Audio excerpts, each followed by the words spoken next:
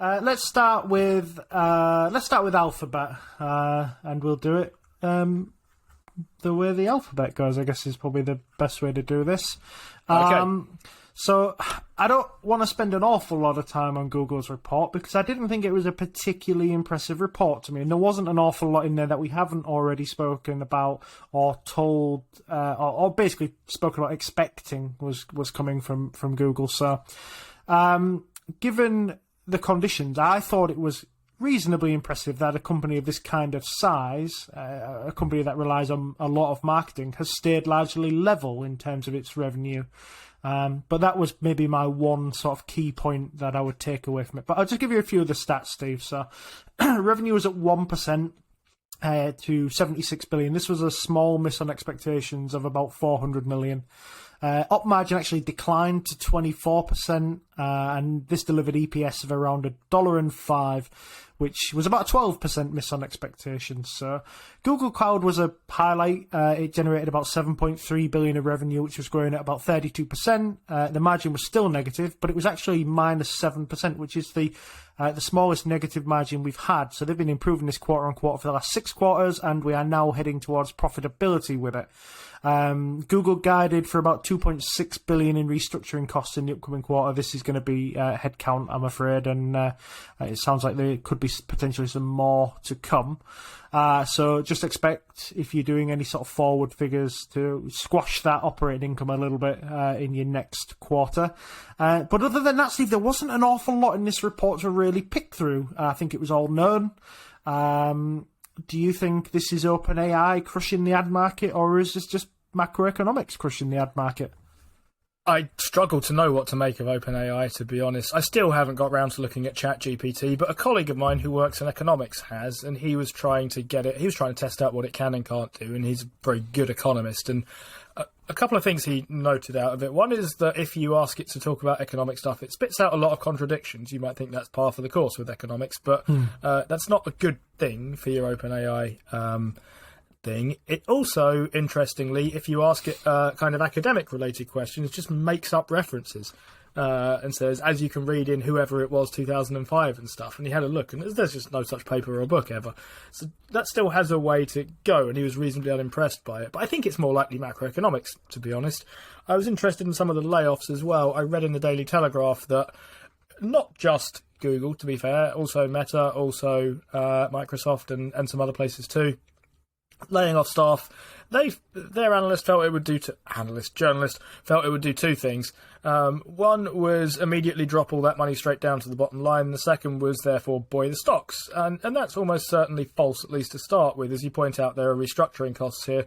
Some of Google's workers, I read, are getting paid around a year's salary as a severance cost, which is, quite significant, the restructuring thing. And it does emphasise the importance of trying to get your kind of hiring right the first time if you can, because it's not just a case of get them in, get them out again. There are significant costs associated with that. So I think I'm in two minds about what to think about Google and overhiring. They have a reputation for being a pretty comfortable place to work, with stuff like free food and fitness classes and all the rest of it, and whatever they are. Decompression pods, that's the one. So if you want some decompressing at the end of your long working week, you should be working at Google. That kind of thing makes me a little bit wary, because I'm wary of companies that are a bit loose with their spending, especially on employees and culture and that kind of thing. I'm slightly more encouraged that they've decided to sort of tighten things up a little bit. I think that's the case, isn't it? I think with all companies, you want happy workers, because happy workers will produce results for you. But Google seemed to go a little bit too far, and I think there's almost too many. Everybody must have watched those short videos on TikTok and YouTube Shorts and Instagram of the people just showing you the day in the life in like a product manager at Google, and they literally seem to do nothing other than eat and like type an email, and then you think God, I wish you could come and do a real job. Do you know what I mean? You would see it's totally not like that. But I mean, there's been the rumours that Google sacked 21 masseuse, and I don't want to know I don't want to know if that's a thing. Like if that that just makes me sad. But I did see that there was an article in, I think it was in City AM, that the Google UK workers were having a bit of a rally. They were complaining about low pay, and I had a quick look about Google's average salary is $300,000. I know that is an average. But $300,000 is a lot of money. You would assume a business of that size with, 130,000 employees, it's even more than that, I think, isn't it? To have an average of 300,000, there's a lot of people under that salary and a lot of people over it as well. So it worries me a little bit that some people have still sort of lost touch with reality and think that's not a lot of money. Everyone in this country is out on strike over pay, aren't they? Yeah, pretty much. Yeah, but I think even the train drivers would look at the Google workers and go like, "Get out of here!" Do you know what I mean? Like you're not right. You're taking the piss. Yeah, it's a competition for the most kind of overmanned, over human resourced organisation, I guess, between the trains and Google and maybe Meta and some other things as well. Tough time to be a developer though, or an engineer. I mean, it's not like if you get fired by Google, everyone else is busy hiring to go and pick you up again. The thing is, though, is that a lot of companies outsource their tech to other companies, don't they? Because they have not been able to attract the developer talent that they need to get things done. So this is why companies like Endava exist.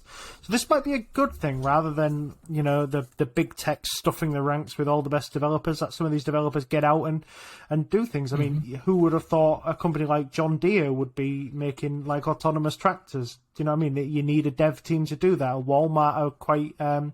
They're actually selling tech and SaaS now, some of their own products. So, and it's great to see other companies do that. And these sectors shouldn't be dominated by Google, and other industries get starved. So I hope that this isn't just developers swapping developer jobs at big tech. I hope some of these filter down into the industrials and bring them up to speed.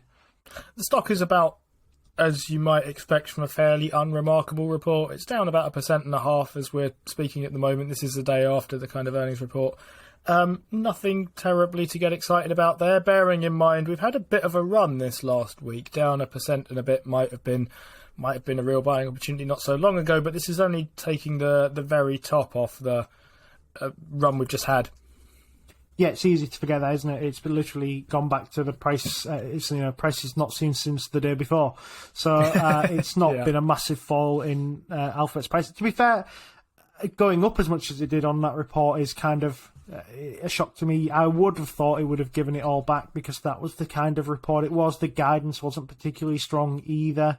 Interesting to see that other bets was chugging along, throwing out a decent amount of growth, and obviously Google Cloud, we like to see that going up, and that margin, I suppose that's going up as well, even though we're still in negative figures. But I thought it was a thoroughly unremarkable report.